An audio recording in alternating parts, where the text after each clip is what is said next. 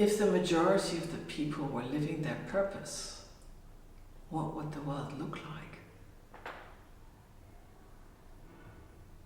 I think there would be much more light. It's not always that it's easy, but there would be much more light. Because also when we're living our purpose, we get huge challenges. And shadow shows up and things don't go perhaps as they are supposed to go or whatever. So it's not like it's all, ooh, easy flow.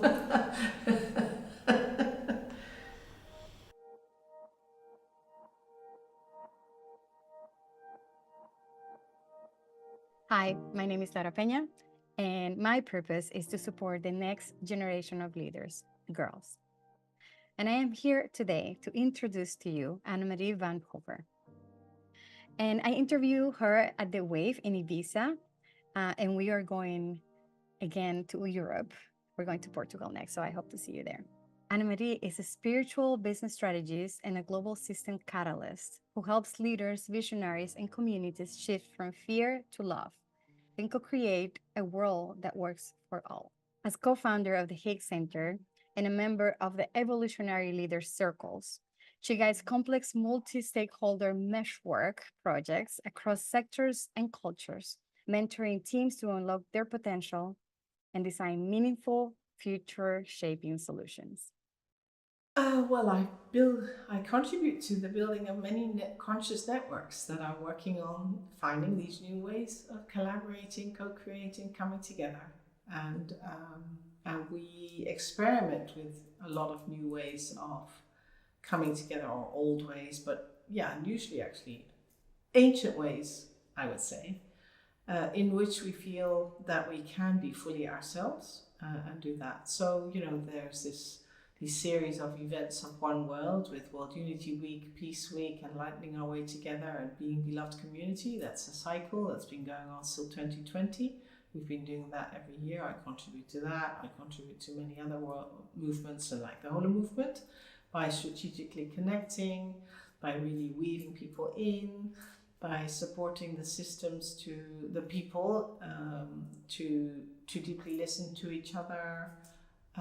We have different ways of inviting people into that kind of a space, but also to listen using tools like systemic constellation work or art of hosting or Holacracy. There are many ways of how we can do that, and a lot of multi-stakeholder collaboration, putting something in the purpose, some complex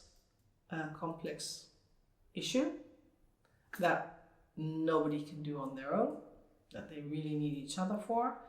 And so I'm often then the purpose holder, let's say, and then inviting them in to really, on the one hand, commit themselves to that purpose, and the other hand, find that part in their organization or in themselves, the more ego part, people often say.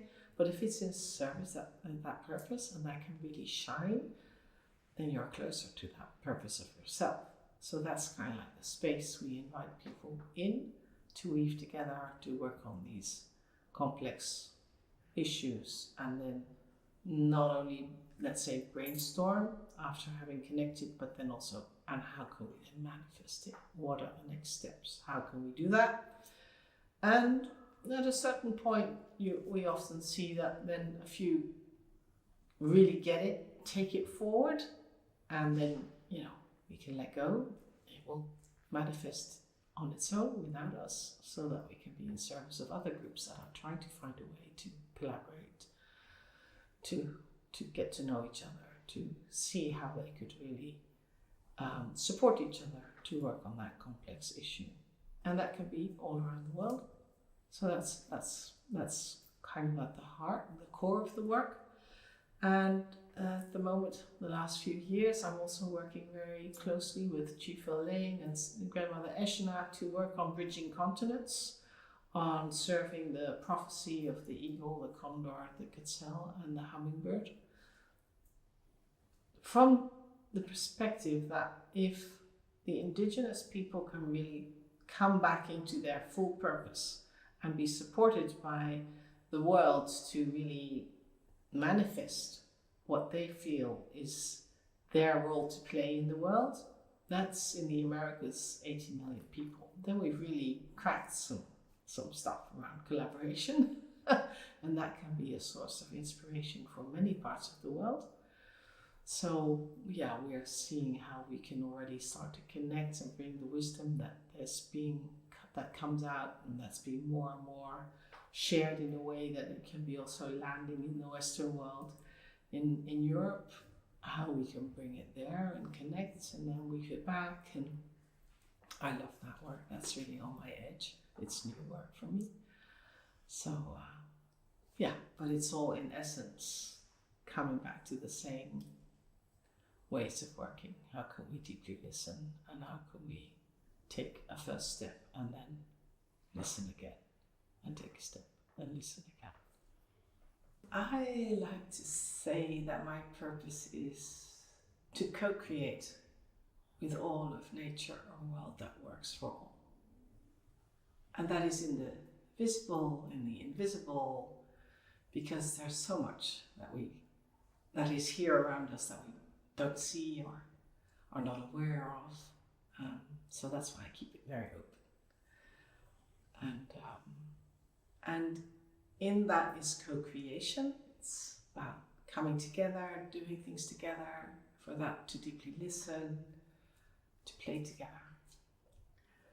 And and to deeply understand, deeply listen, deeply understand. And when do you think that was there a moment where this became clear for you, this purpose? And yeah, what was the road that led you to this conclusion? I can remember certain moments where I really thought this is mine to do, let's say. And the earliest, I think, is when I was around 8. I was living in the Far East in Malaysia with my parents and family, and there was a civil war going on, and one of the children of our household was missing for 24 hours but got found again. But the presence of that civil war was quite close by, and I can still remember this feeling that I thought, this is just one big misunderstanding. If people would really listen to each other and speak more, this wouldn't be needed. It's not necessary to do this. We just need to understand and connect better. And so I can still remember that moment very clearly, that I had this kind of like, and then I just started to be even more motivated to put that into practice myself. And to see. So that's the deeper listening, getting to know each other, checking out, listening. The co-creation, I was always in that connecting, doing things together. And my parents also very much taught us that, when we came, we moved every 2-3 years. And when we came somewhere and you're kind of like, yeah, how does it work here? Because it was also very different cultures, Arab culture, Chinese, Malay, and Indian.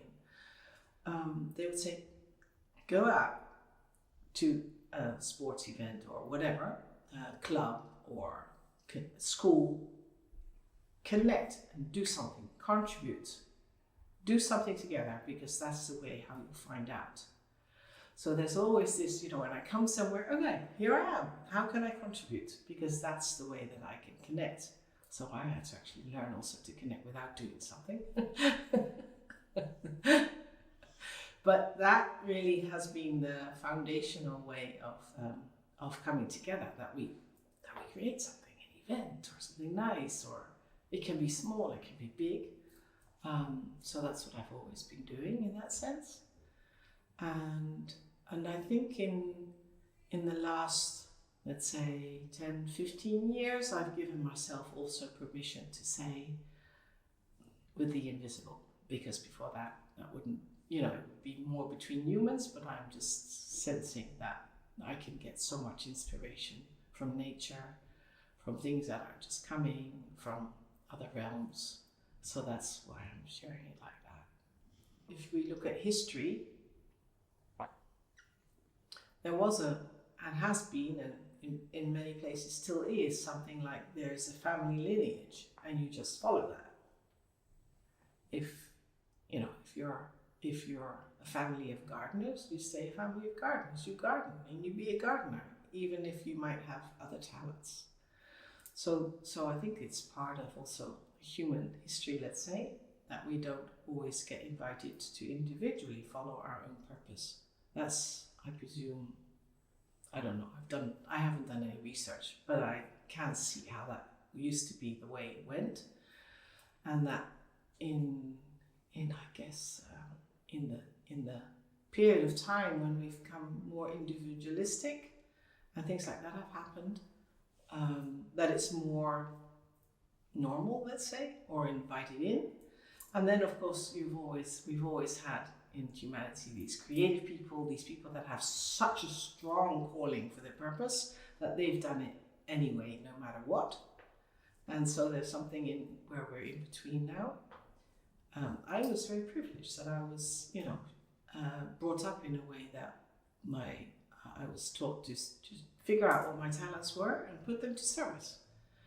And that I didn't need to think if that could fit in this box or that box, because we changed all the time in context. So those boxes changed all the time. So that's what I took out of my upbringing anyway. And that's also what I've been doing in all my life, actually. What makes my heart sing? That's what I follow. That's what I do. I do have also a capacity to see something positive in many things. There's always something to learn that I can contribute to. So I have also in my life gone along with many things that I thought were the right things for me.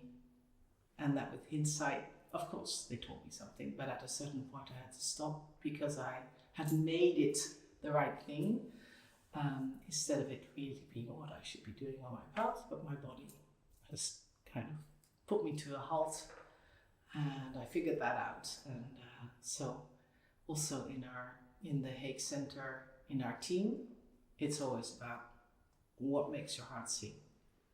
Follow that, listen to that, and bring that into form.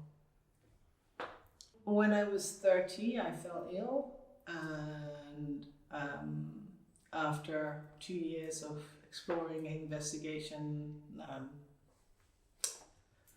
no real advancement in my status. I was told that was just it, and so I started to accept that, with help of some others, to accept that this was my state of being. And the more I accepted that, a change happened.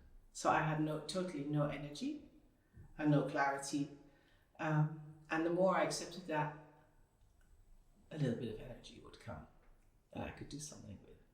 And if I would then say, oh, later, if that energy will become more, it left. But if I could stay with what there was, I could enjoy that moment. So step by step, I learned that it was about being in the now, accepting what it is, how I'm doing, that if I could be with that and then follow my heart, there would be energy enough. And if I started to go into the mind or wish something that was not there, that it would drop away. So it was a lesson with stepping forward, falling down, getting up again. But after some time, 10 years, I could say, okay, I get it. I understand. I get it. If I stay on track, if I stay connected to my purpose, if I stay really appreciating the now, it doesn't mean that I don't think forward, because I'm really a strategic connector, always looking far ahead as well, but from here. And as soon as I let that go, that still is, my body stops me, and it has very creative ways of stopping me. There's no way my mind can overcome that. Stopping is stopping. Because I have a very creative capacity to also, redefine things and say, maybe it's this or that. There's a challenge I have a huge amount of resources, I would say, coming in all kinds of other ways, then the resources for money is not always there. It's there and then it's gone, and then it's there and then it's gone. It's a bit, it's not so consistent. And it doesn't so much take me off track, but it does, I have to then find ways of taking smaller steps than that I might wish to take. But,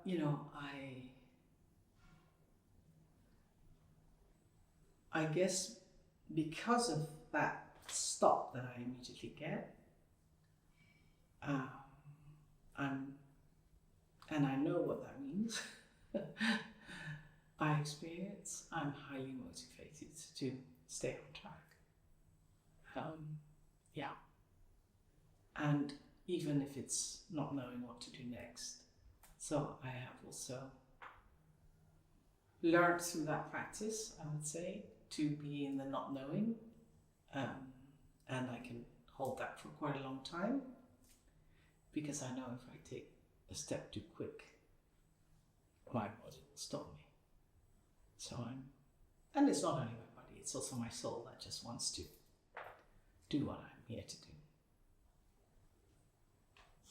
Sometimes difficult to hear what your heart is telling you, because we have so many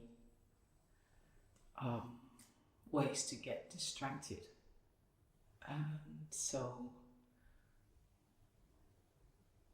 And I guess one of the ways is letting go of all the things that you were taught.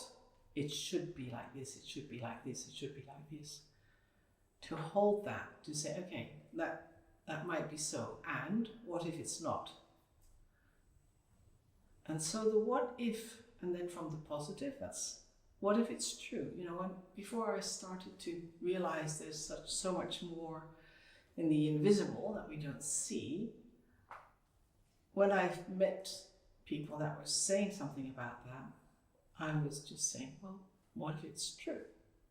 And then something can open up. And so you don't always have to agree or believe it.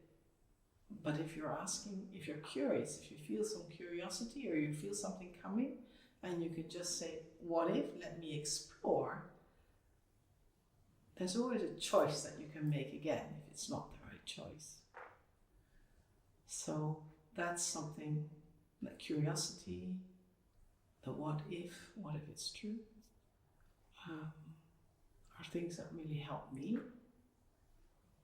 to figure out what's distracting me and what's keeping me there, and to ask advice, to find people or ways of, can not only need to be people, can also be coincidences. I guess my experience is that the more synchronicity and serendipity happens, the more you're probably on track. So if things suddenly come up, you say, how's that possible? That's usually a good sign.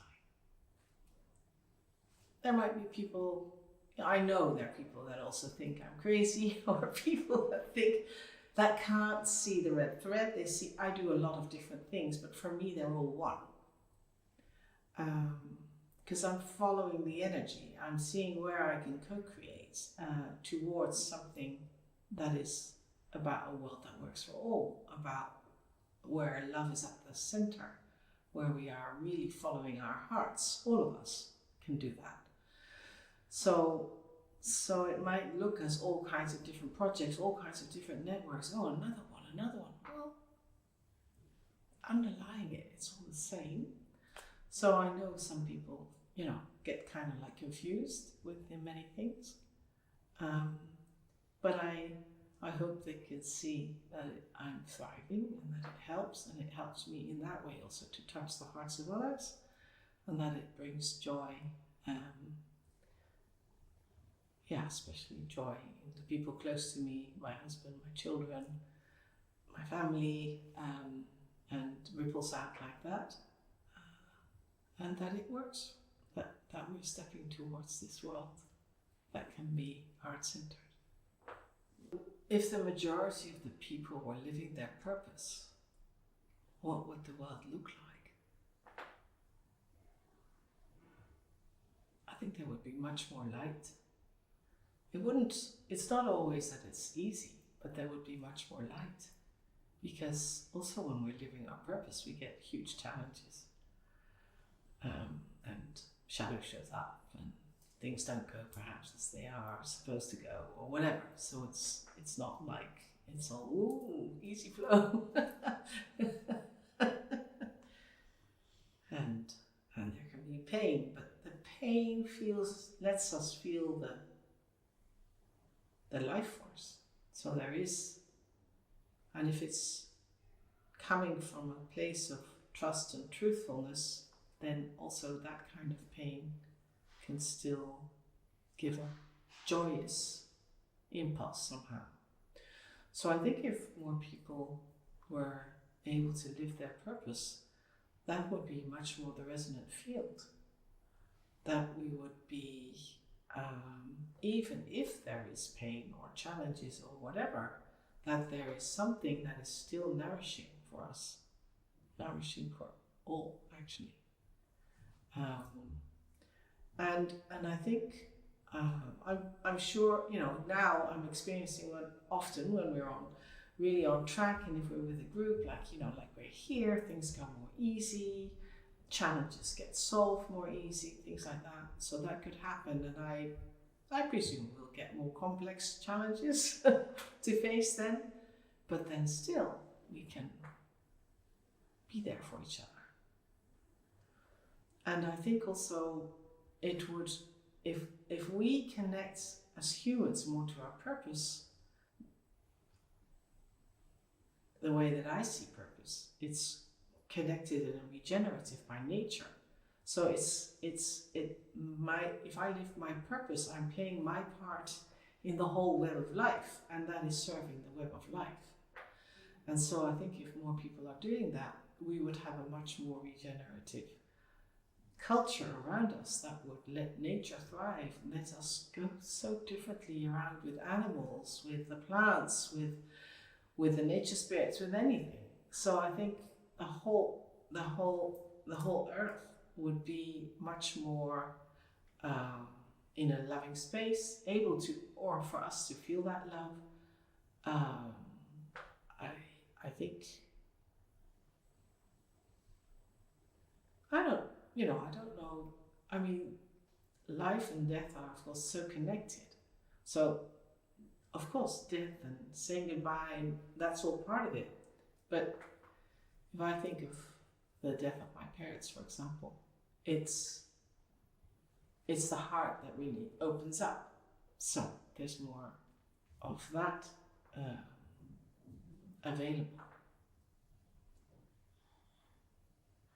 And we would come up with systems and structures and ways to govern ourselves and to organize ourselves that are really in service and not against things.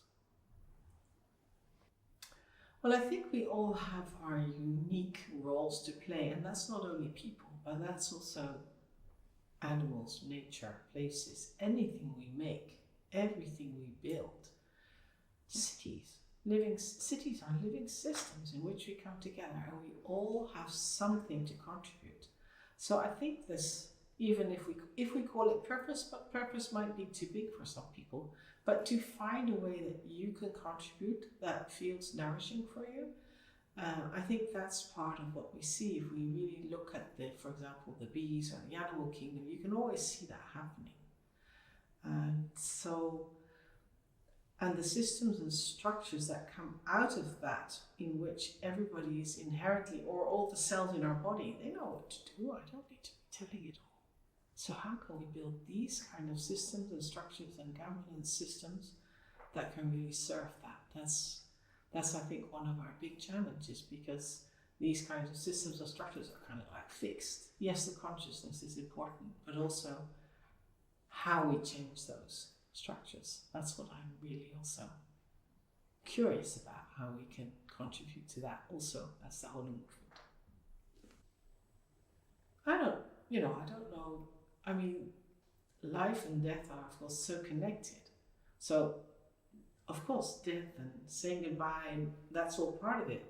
But if I think of the death of my parents, for example, it's the heart that really opens up. So there's more of that available. And we would come up with systems and structures and ways to govern ourselves and to organize ourselves that are really in service and not against things. Well, I think we all have our unique roles to play, and that's not only people, but that's also animals, nature, places, anything we make, everything we build, cities. Cities are living systems in which we come together, and we all have something to contribute.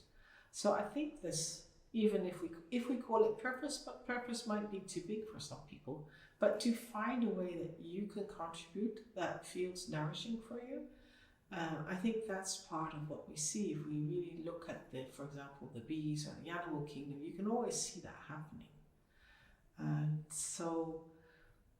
And the systems and structures that come out of that, in which everybody is inherently, or all the cells in our body, they know what to do. I don't need to be telling it all.